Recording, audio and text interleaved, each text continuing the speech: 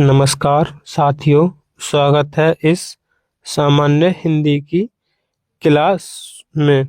यह UP SI UP police परीक्षा के लिए महत्वपूर्ण है। आइए, आपका पहला सवाल है, बघेली बोली का संबंध किस उपभाषा से है? तो इसमें आपका सही जवाब होगा ऑप्शन बी, पूर्वी हिंदी से।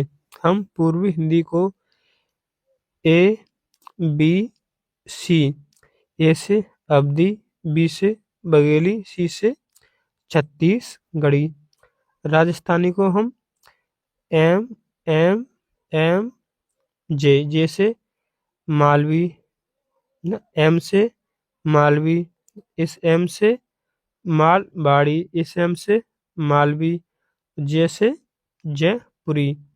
बिहारी से एम, एम, बी, एम से मैथिली, मगही, भोजपुरी। पश्चिमी हिंदी कब कब है? के से कन्नौजी, बा से बांगरू, इसके से खड़ी बोली, इससे बघेली, न इससे बुंदेली, इस बी से बुंदेली, इस एच से हरियाणवी। सही बर्तनी है ऑप्शन ए, षष्ठ। इसका मतलब 6, ये सही बर्तनी है। प्रश्न नंबर 3, सही बर्तनी अंताक्षरी, ये नहीं है। Option B, अंत्याक्षरी। ऋतु का संधि विच्छेद में कौन सा है? तो इसका ऑप्शन सी, शीत प्लस ऋतु। ऑप्शन सी सही। निम्नलिखित में से तत्सम तद्भव में कौन सा विकल्प अशुद्ध है? पूर्व, पूर्वी ही नहीं, पूर्व, पूर्व का तत्सम होता है, तो ऑप्शन ए अशुद्ध है। भ्रमर का भौरा, महिष का भैंसा, मास का महीना, ये सही है। मोहन प्रकाश जी हिंदी पढ़ाते हैं, इस वाक्य में रिक्त स्थान की पूर्ति अन्य पुरुषवाचक सर्वनाम से करो। अन्य पुरुषवाचक में 3 सर्वे होते हैं। एक उत्तम, दूसरा मध्य, तीसरा अन्य पुरुष। तो अन्य पुरुष में मोहन प्रकाश जी उन्हें हिंदी पढ़ाते हैं, तो ऑप्शन सी सही है। प्रश्न नंबर 7, हमारे देश में जयचंदों की कमी नहीं है। जयचंद संज्ञा के अंतर्गत आता है। अगर जयचंद होता जयचंद तो व्यक्तिवाचक, तो जयचंदों यानी यह जाति का बोध कराता है। प्रश्न नंबर 8, सुकृत बड़, सुकृत बड़ से सुंदर है, इस वाक्य में कौन सा कारक है? यहाँ पर तुलना हो या किसी से अलगाव हो, वहां पर आपादान कारक होता है, तो ऑप्शन बी सही है। चरा चर का सही विकल्प कौन सा है? तो इसका ऑप्शन सी, जड़ और चेतन सब। शाश्वत का विलोम होगा, इसका ऑप्शन बी क्षणिक। अगला प्रश्न, नीचे दिए गए शब्द का जोड़ा चुने जो एक दूसरे के विलोम ना हो। तो गुरु का लाघव एक दूसरे का विलोम है, अभिक का अनभिक एक दूसरे का विलोम है, गरिमा लगमा ये भी एक दूसरे का विलोम है। लेकिन ऑप्शन ए एक दूसरे का विलोम ना है, क्योंकि दुराचार का सदाचार होता है। निम्नलिखित में से बदन और बदन का समश्रुति भिन्नार शब्द, इनका अर्थ अलग होला। तो बदन कहते हैं शरीर को, इस बदन का मतलब चेहरा, तो ऑप्शन सी सही है। अनेकार्थी शब्द का युग्म सही है। नाना अनेक, कितने अनेक प्रकार, नाना प्रकार के भोजन, तो ये भी। माँ के पिता नाना, सैदब का माँ नमक, घोड़ा, ये भी सही है। आयन दिशा आयतन, तो ऑप्शन बी गलत है। अगला प्रश्न नंबर 4। गौरव शब्द किस धात्विक प्रत्यय के योग से बना है? तो इसमें ऑप्शन ए सही होगा। गुरु प्लस आ से बना है। Option A. निर्बाध में कौन सा समास है? तो ऑप्शन बी अव्ययभाव समास। प्रश्न नंबर 16। निम्नलिखित वाक्यों में से संयुक्त वाक्य कौन सा है? जो परिश्रम करता है वही आगे बढ़ता है। यह तो मिश्र वाक्य है। ऑप्शन बी मैं बढ़ता हूँ और वह गाता है। तो ऑप्शन बी सही है, संयुक्त वाक्य। प्रश्न नंबर 7। अर्थ के आधार पर वाक्य के कुल कितने भेद हैं? तो आपको ऑप्शन बी 8 और संरचना के आधार पर 3 भेद हैं।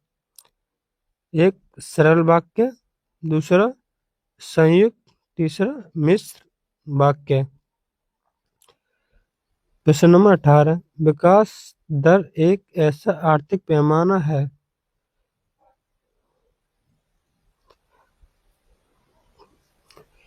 विकास दर एक ऐसा आर्थिक पैमाना है जिससे पता चलता है कि देश में तरक्की किस गति से जा रही है।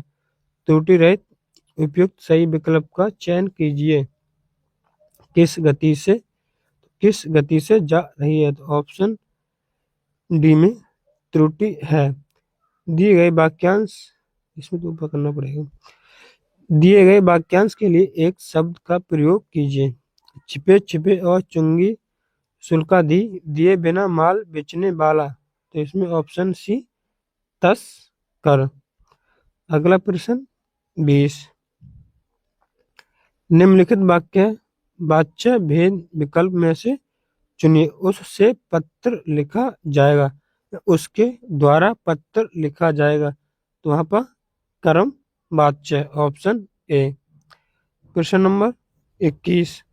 मानव हृदय का जगत जैसा नहीं है।